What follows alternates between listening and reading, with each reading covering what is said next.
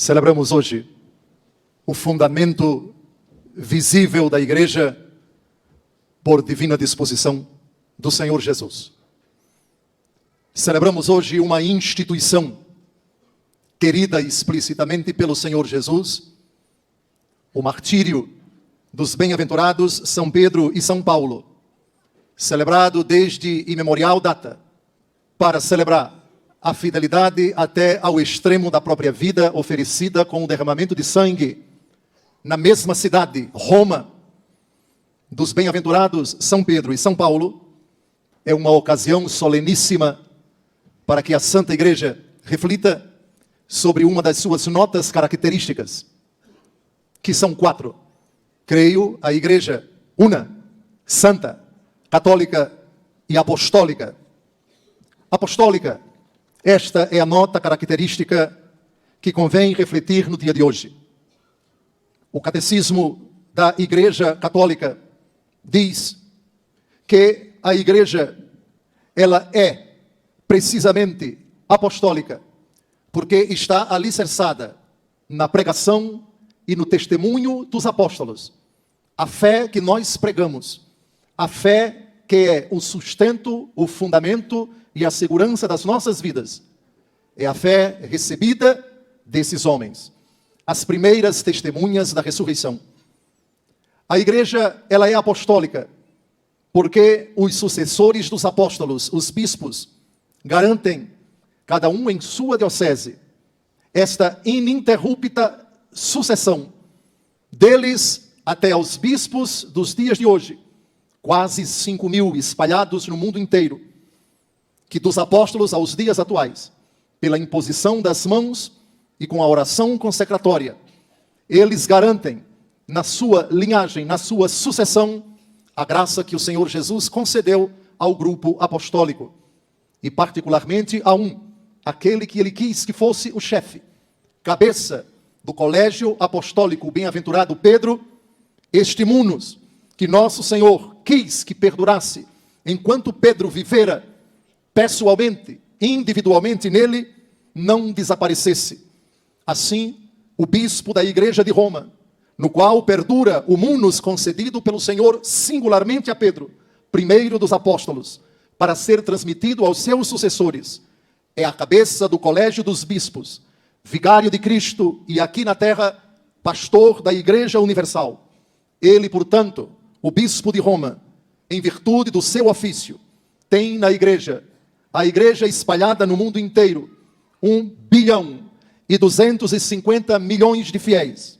O poder ordinário, supremo, pleno, imediato e universal, que pode sempre exercer livremente. Cada bispo em sua diocese é o sinal visível da unidade desta igreja particular, enquanto ele é pastor, garante da fidelidade da doutrina que Cristo Jesus confiou à igreja, para que fosse fielmente guardada, santamente meditada, piedosamente perscrutada e zelosamente transmitida. O bispo, na sua diocese, sucessor dos apóstolos, é o elo visível de unidade da igreja, juntamente com o sacramento da Eucaristia, enquanto unido com todos os bispos espalhados no mundo inteiro, com e sob a autoridade do sucessor do bem-aventurado Pedro. São Pedro e São Paulo tiveram muito em comum, malgrado suas diferenças de temperamento, de reações diante das adversidades, cada um também com suas fragilidades. Eles, porém, dotados de um amor indescritível a Cristo Jesus e a sua igreja. E é precisamente na fragilidade dos apóstolos, e não é difícil encontrar limitações lendo os textos do Novo Testamento, que aí reside a grandiosidade da igreja de Cristo. No evangelho que nós acabamos de ouvir, em Cesareia de Filipe, Jesus indaga os apóstolos acerca de si. Que dizem os homens ser o filho do homem? Eles responderam, uns dizem João Batista, outros Elias, outros Jeremias, outros alguns dos profetas. A pergunta não é capciosa, é pedagógica. Uma coisa é o que o povo pensa, mas Jesus aqui prepara-se para evidenciar uma instituição que ele quisera desde toda a eternidade. E agora vem a declaração. Agora vem a evidência da instituição que Deus Todo-Poderoso determinou desde toda a eternidade. Eu te declaro, tu és Pedro, e sobre esta pedra construirei a minha igreja, e o poder do inferno nunca poderá vencê-la.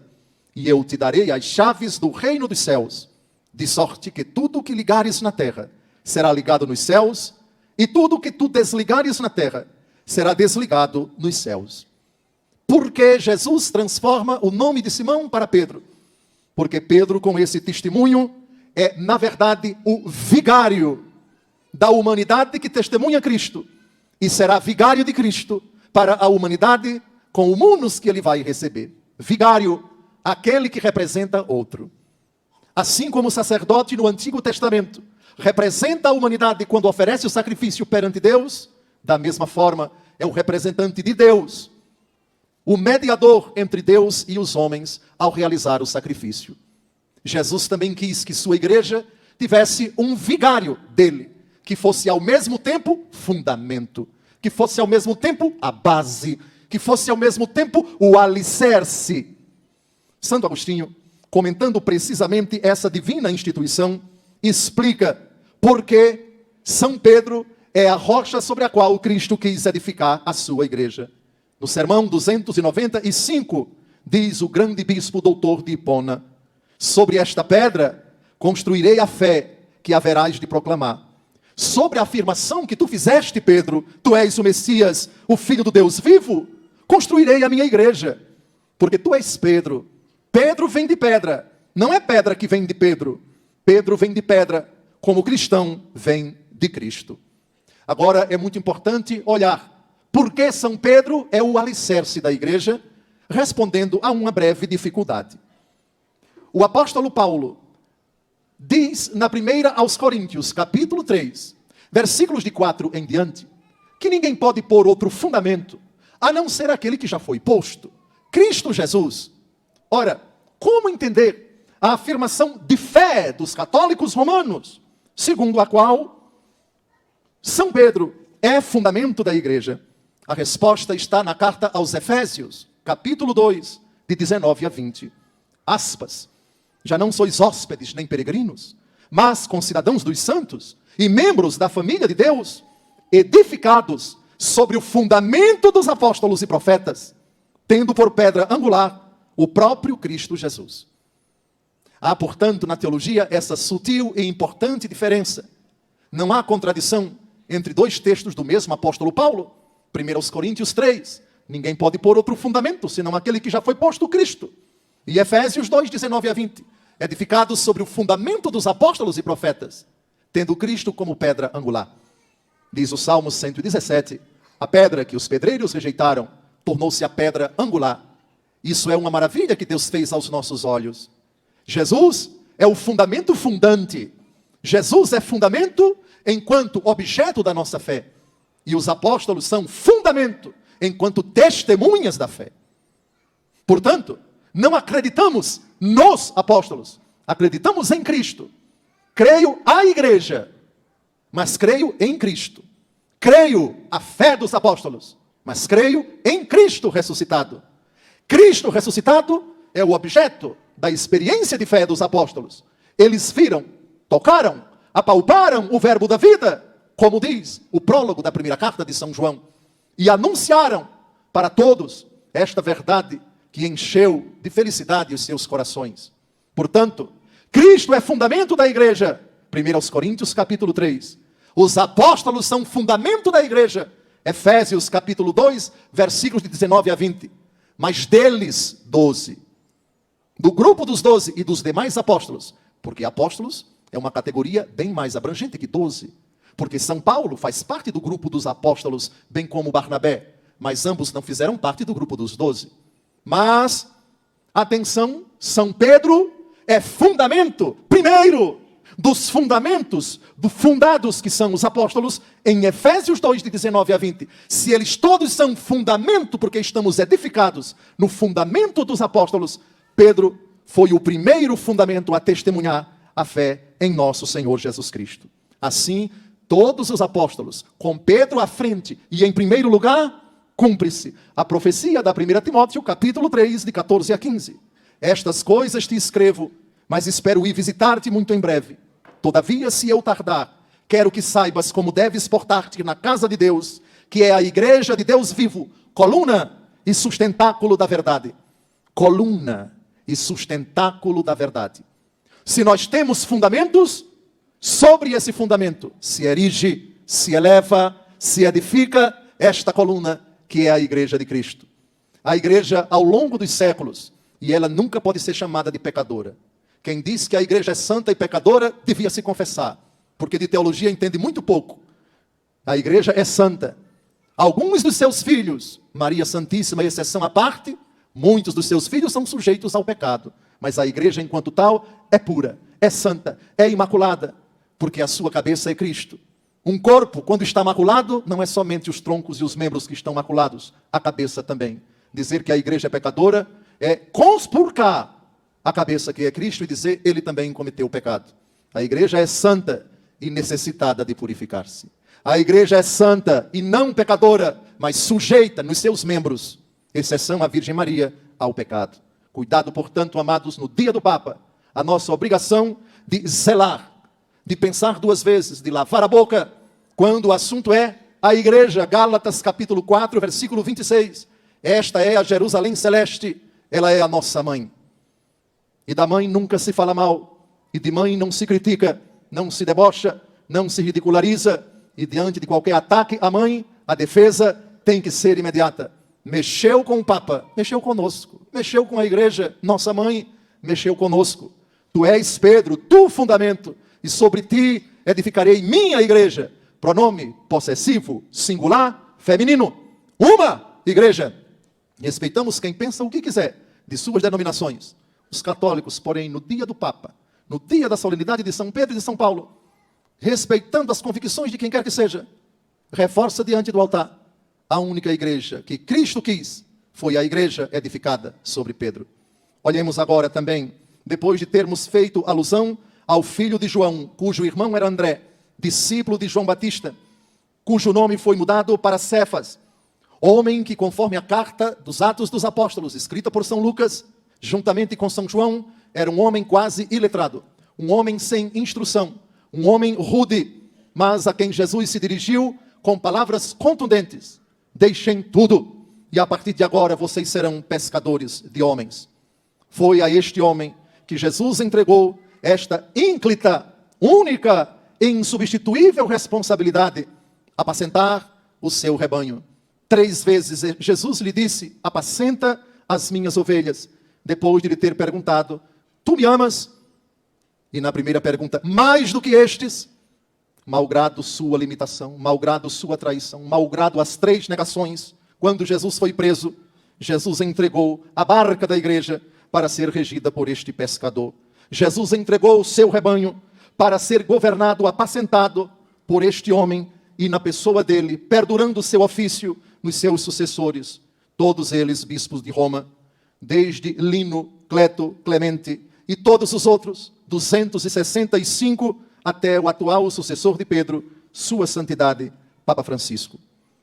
Sim, foi na perseguição que o imperador Nero moveu contra os cristãos na cidade de Roma, que o apóstolo Pedro, segundo a antiquíssima tradição, foi crucificado de cabeça para baixo. Os restos mortais de ambos encontram-se em Roma.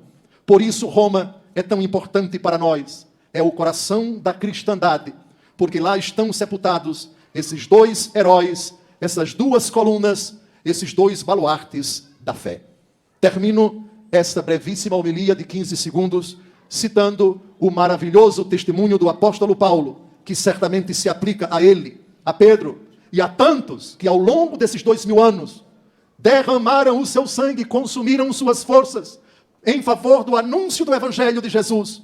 Aqui está o retrato da grandeza, da sublimidade, do heroísmo desses nossos mártires que hoje são honrados com tanta solenidade em todo o orbe católico. 1 aos Coríntios 9, de 16 a 23. Anunciar o Evangelho não é glória para mim, é uma obrigação que se me impõe. Ai de mim se eu não anunciar o Evangelho. Se o fizesse de minha iniciativa, mereceria recompensa. Se o faço independentemente de minha vontade, é uma missão que me foi imposta. Então, em que consiste minha recompensa? Em que na pregação do Evangelho o anuncio gratuitamente, sem usar do direito que esta pregação me confere.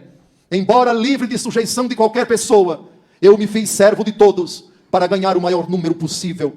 Para os judeus, fiz-me judeu, a fim de ganhar os judeus. Para os que estão debaixo da lei, fiz-me como se eu estivesse debaixo da lei, embora não esteja, a fim de ganhar aqueles que estão debaixo da lei.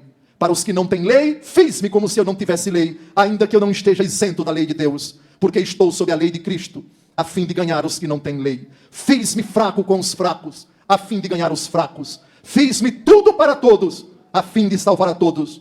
E tudo isso faço por causa do Evangelho, para dele me fazer participante.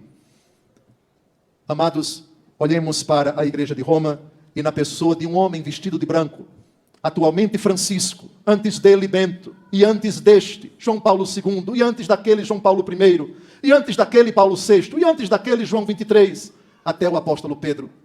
Eis a instituição que a porta do inferno, que as forças infernais jamais conseguirão destruir.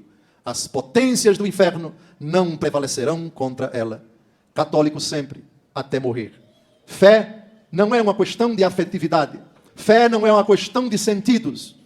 Porque eu vi, eu acreditei. Não. Porque viste e creste, Tomé, bem-aventurados os que não viram e creram. Fé é certeza. Hebreus capítulo 11, versículo 1. É posse antecipada do que se espera. É certeza do que não se vê. Pecados dentro da igreja a gente vê. Não podem jamais esses pecados abalar a nossa fé. Quem fica com a fé abalada por causa de fragilidades dentro da igreja, precisa começar a crer. Ainda não acreditou. Creio porque nunca vi. O objeto da minha fé, tu és o Cristo, o Filho de Deus vivo. Quem viu foram eles. Eles que conviveram com Jesus. E a autoridade da igreja, de geração em geração, me garante, nos garante, pela força do Espírito Santo, alma da igreja, defesa da igreja, iluminação da igreja, que o que eles viram, aquele com quem eles conviveram, aquele que eles contemplaram, é o Verbo que se fez carne. É o Filho do Deus vivo, Deus encarnado, que quis uma igreja, uma única igreja. Alegremos-nos com o Papa, tenhamos sempre pelo Bispo de Roma um grande amor, uma profunda veneração. Ele é merecedor, porque Deus assim o quis na pessoa de Pedro e no ofício que depois de sua morte não haveria de desaparecer, que fosse o elo, o vínculo de unidade, o doce vigário de Cristo aqui na terra. No dia do Papa, o nosso amor, a nossa proximidade ao Bispo de Roma, sucessor do apóstolo Pedro.